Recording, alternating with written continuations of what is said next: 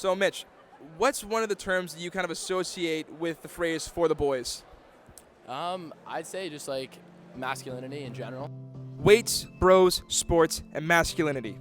What does this have to do with drinking culture? Well, let's start with some statistics. 97% of male students admit to drinking 2 to 4 times a month, and 82% of those male students admit that it's binge drinking. We go to some Queens students to find out what they think about masculinity and drinking here at Queens. Do you think that there's a relationship between how masculine someone is and their drinking habits and binge drinking, that kind of stuff?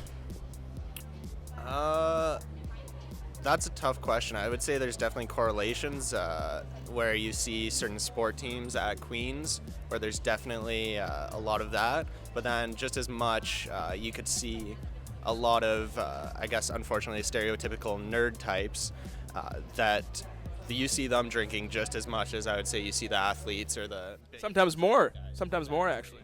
And that just comes from, I think, an overall tradition and culture of drinking at Queens. There's always a culture around like guys like, oh, you have to be able to like shotgun a beer, or like, you know, you have to be able to drink more than girls. It's like, oh, you're a guy, so you should be able to drink more, you have to drink more, like you have to impress other people, that kind of thing. I think there's definitely a link between drinking and being masculine. I feel like maybe if someone weren't as open to drinking, then they would be viewed as maybe not as masculine and not as for the boys. A big thing, obviously, is beer pong. And with that, as a guy, you're kind of expected to streak if you, have the bad game. And that was a huge thing, even at my high school, was, oh, it's for the boys, oh, just go streak and all that. And to be honest, it can be a little weird at times. So one of the big things that I've realized is that there's a lot of work done on campus to say, like, oh, if you're a female, you should drink 4 drinks a week, or like if you're male, 5, that sort of thing. But I've never heard someone like hear that and be like, oh yeah, that seems reasonable. Usually like people laugh about it, make fun of it, and no one really takes it seriously. So even when people make efforts to do that, it just becomes like really a joke because everyone knows it's not realistic.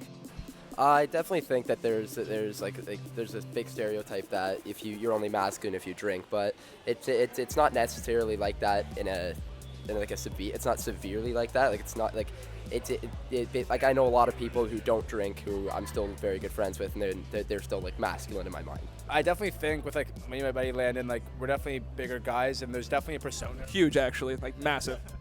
There's definitely a persona around us that like my friends expect me to have a high tolerance, and then it does. The peer pressure gets to me that I figure out, like, if I want to get to their level of drunkenness, I definitely have to drink a little bit more, kind of thing. A lot of stereotypes refer to like if you can drink like over 12 beers in a night, like you're more of a bro than someone who can drink like 6 beers in a night. But I think that should be like squashed. Guys drink, girls drink. I mean, you don't have to drink to be for the boys. It's time for us to take a stand and show the boys that everything's good in moderation. I'm Evan Knapp-Fisher, and I'm for the boys.